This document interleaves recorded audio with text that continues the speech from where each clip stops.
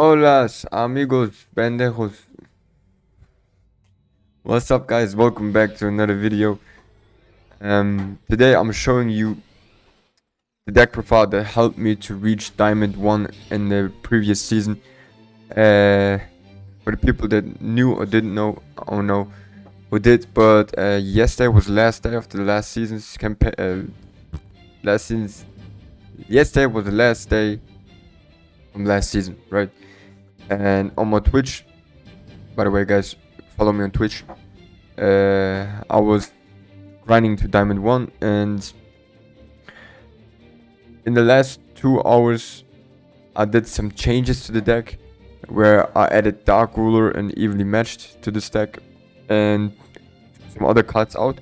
I will show you in a couple of minutes what exactly this deck looks like, but before I'll show you the deck profile, guys, let me, just for the people that are new to this channel that don't know what this deck is all about, let me just show you real quick what this deck is all about and what combos we are doing. Alright, so as you can see, guys, going first, going second, doesn't matter.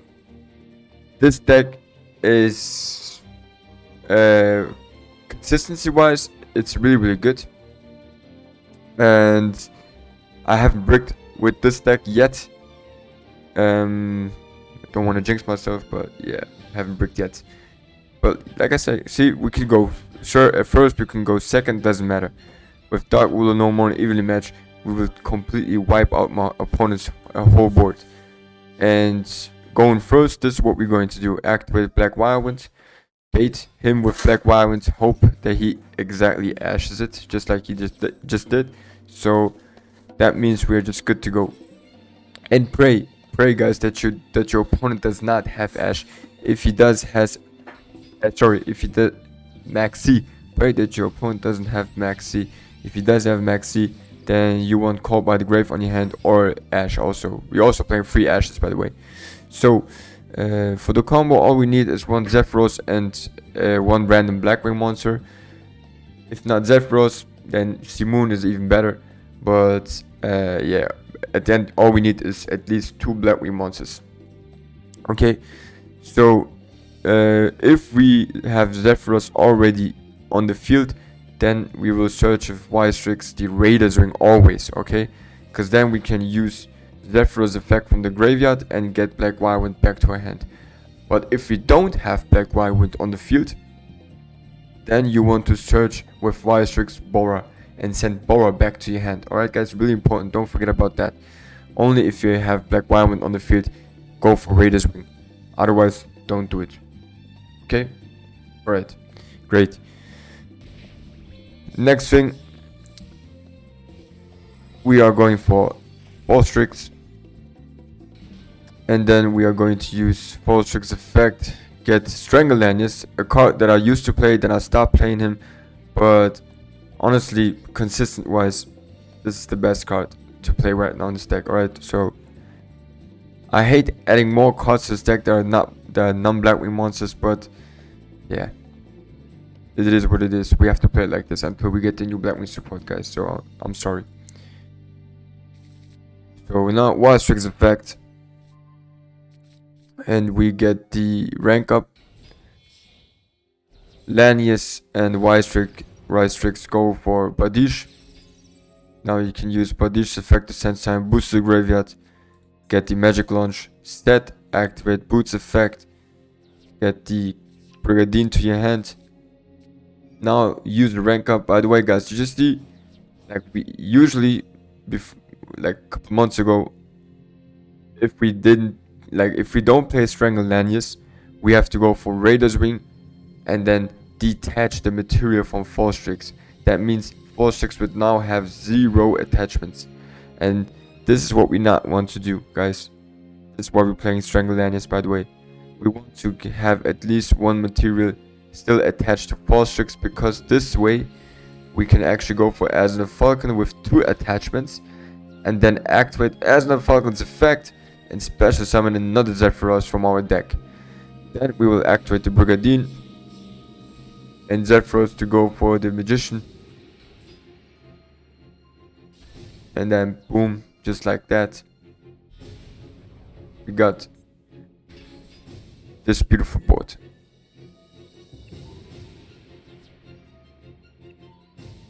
And this is basically GG, guys. If we are able to go full combo mode like this, then beautiful, just beautiful. So once your opponent activates or summons anything, immediately summon Kali Yuga.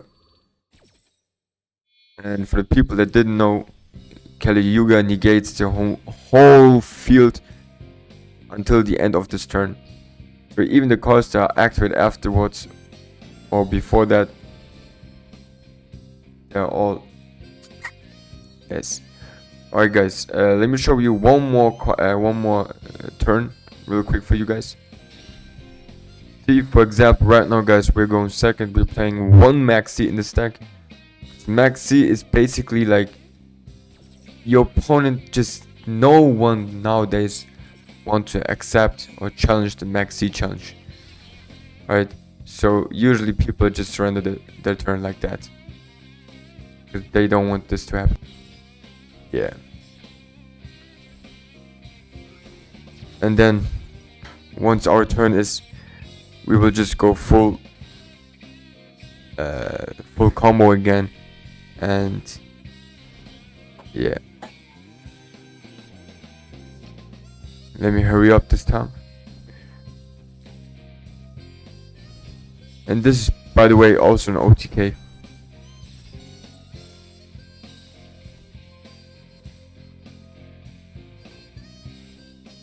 We were even lucky this time that our opponent doesn't have anything hand trap wise, so that was lucky.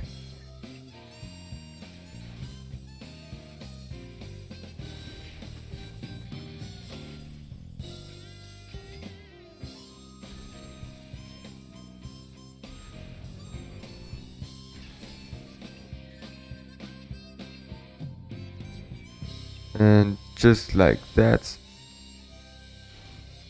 So guys, you don't have to go for the Raiders Wing this turn. You could also, what you could have done is to go for Raiders Knight and then activate Raiders Knight effect, go for Arc Rebellion Dragon and then attack your opponent. But only if your opponent has a monster in attack mode or if the field is complete free. Because this way you just have to do one attack and negate all the monster's effects and just kill your opponent. Right? So if you need a high attack, then Arc Rebellion Dragon is always there to save your day. I can't tell how many games Arc Rebellion has actually saved my ass, but yeah. This way though, what we are going to do is just summon Falcon and then activate Time Tease effect, send back his monster, and then boom boom boom, boom boom boom. Yeah. I mean, that's it. Alright. Let's go to the deck profile. Alright guys, and here it is. Before I show you each card, let me explain for the people that didn't know why is Deng Long in this deck. The other option that we have instead of going for Kali Yuga, and this is actually really good, especially if we would go second. Sometimes if you're lucky enough, let's say your opponent has a lot of Omni Negates. What does that mean? That means that you're not able to activate any effects, right? Or maybe only one or two effects. Well, let's say we got Gust on the hand alongside with Orochi, Bian, and Bora, for example. Special summon Gust, special summon Bora, special summon Orochi, normal summon the Bian, and just go straight for the indestructible Arm Master. And then you're gonna have a full Arm Master that is unaffected by card effects, plus cannot be destroyed by Bell thanks to Bian. Its last sentence says that a synchro monster that uses this card as synchro material cannot be destroyed by Bell. But if you want to know or learn more about this combo, then just go on my channel, watch those other videos that are uploaded. So yeah, without further ado, let's just go and show you guys the deck profile. So we got one Orochi, then we got 3 times Gust. I actually added 1 Max C, then 3 times Hamatan, 1 Gale is enough, 1 Bian, 1 silent boots, 3 times Ash, guys. You have to play 3 Ashes nowadays, guys. You have to, because your opponents, like every second game I have, I'm playing against Maxi. So if I don't have Ash on my hand or Caught by the Grave, you can basically just surrender. So, or try to go for full Armor Master and end your turn. But don't risk it. Don't go for the Kali Yuga, because usually you won't make it. Only if you have like the perfect hand, then you can try to accept it. But otherwise, like I still lost so many games even though I summoned Kali Yuga, because my opponent had this whole hand on his hand, his whole deck on his hand, and yeah. So don't risk it. And now I'm playing only 2 Boras, guys. 2 Boras, 3 times Zephyros, and only 2 Chris. I realize that this way this deck is actually more consistent, because there have been turns or games where I draw only 1 Bora and 1 Chris, for example, or 2 Boras or 2 Chris, and you cannot go full combo with only those 2 monsters. So therefore I decided to cut them. And yeah.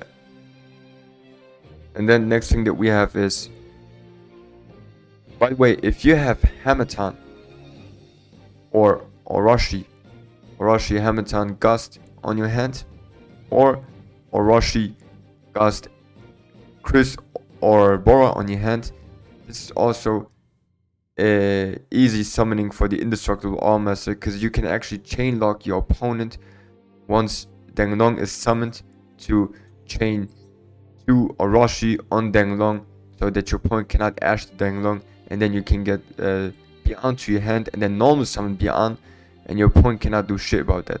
Only thing that he could be doing is maybe Imp on Nibiru. And if he has Imp, then it's still okay. Then you'll just go for Orochi, for Chidori, and then in the graveyard, Danglong's effect will be activated again, and then you just gotta pray that your opponent does not have Imp and Ash on his hand at the same turn. So yeah.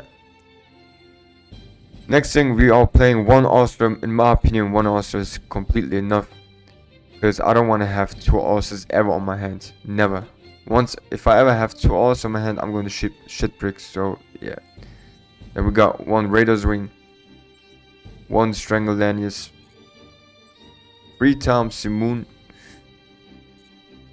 And now I'm playing 2 Darkwood normals. I tried to play 3 of them.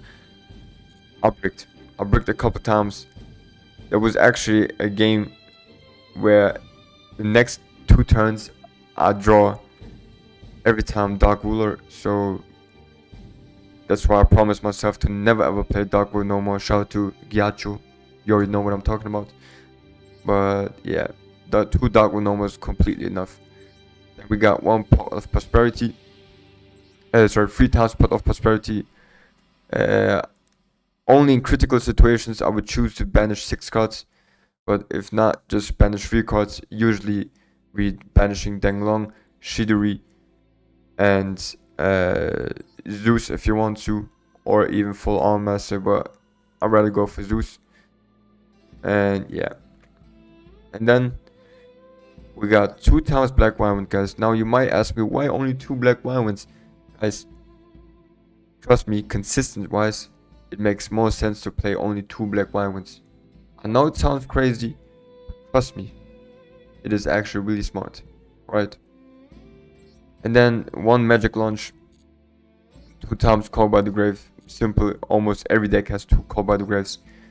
1 Magic Force, 1 Brigadine, and 1 Evenly Match.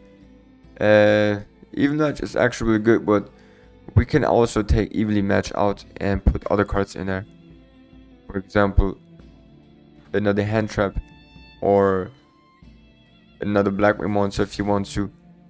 But currently, I'd rather play it like this, because sometimes it does save you guys.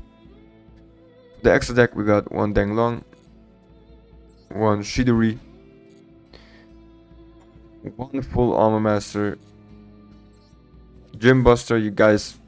If you start off the game with Simoon, banish Hamatan or Gust from your hand, get also special summon the banished Gust back, search of Wild for another Hamatan, and always summon Gym Buster, because otherwise you don't have anything against Nibiru or other hand traps. Right, so do that. Really important. And what else? What else do we have here? Yeah, we got Force Tricks, Time Thief, Redoer, Epic Magician, Raiders Knight, Arc Rebellion, Seas Dragon, Asner Falcon, King Caliuga, of course, Ultimate Falcon. And now, guys, I actually cut it Yazi and added Zeus to the deck. There have been situations where Zeus actually saved my ass. Not too many situations, but like the most critical situations that you would never expect, sometimes it is really helpful to play Zeus. Yeah. Well, you can also play Ballad Savage Dragon or Ballad Savage Dragon or Zeus. One of those two cards, or even Yazi if you want to. In TCG, instead of Deng Long, I'm playing Yazi. Yeah, then next up we got Strix and Bardish. That's it. That's the deck, guys. Alright. So, yeah, thanks for watching, guys. Thanks for watching. If you like this deck, leave a thumbs up or subscribe, whatever. Follow me on Twitch. I'm streaming almost daily on Twitch, so support your boy on Twitch. Alright, guys, thanks for watching, and I'll see you guys next time. Bye bye.